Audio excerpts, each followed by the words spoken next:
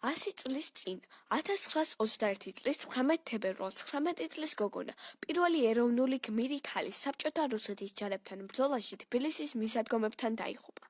მანო მაყაშვილის სახელის ხსენება აკრძალული იყო საბჭოთა პერიოდში. მას ქართულმა საზოგადოებამ ქართველი ჟანა დარკი უწოდა. 1901 წლის 25 აგვისტოს დაიბადა თავადაზნაურთა ოჯახში.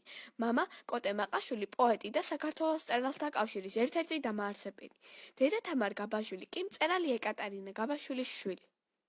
მარომ ქალთა ქართული გიმნაზია დაამთავრა და უნივერსიტეტის სიბრძნისმეტყველების ფაკულტეტზე სწავლობდა. 19 წლის სტუდენტი 1918 წლის 17 თებერვალს წითელი არმიის შემოჭრის დღეებში ფრონტზე მოხალისედ წავიდა.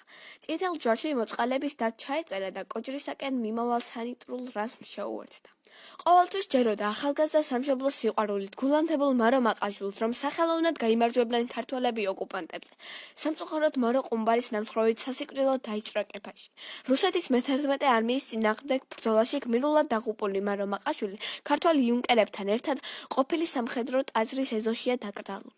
ეს ლექსი სიკვდილამდე ცოტა ხნით ადრე დაწერა ქართველმა გმირმა მარო მაყაშვილმა. ჩემი ძმები და ამ ხანაგები, ვინ შეიწირა ომმა წყეულმა, ასე მგონია რაღაც განგებით თეთრ წერაობად გადაქცეულან. წერათა გუნდი ყივის და ყივის, ისინი მართლაც ჩემი ძმებია, სადღაც გამქრალა მიჯრილი მწყრივი და ალბათ ჩემი შესავსებია. დიდმა ქართველმა კომპოზიტორმა ზაქარია ფალიაშვილმა მარო მაყაშვილის სახელის უკტავსაყოფად და პატივისცემის ნიშნად თავისი ოპერის დაისის მთავარ გმირს მარო დაარქვა. წეროვანში გახსნილია ქართველი მეომრების სარეაბილიტაციო ცენტრი, რომელიც მარო მაყაშვილის სახელობისა.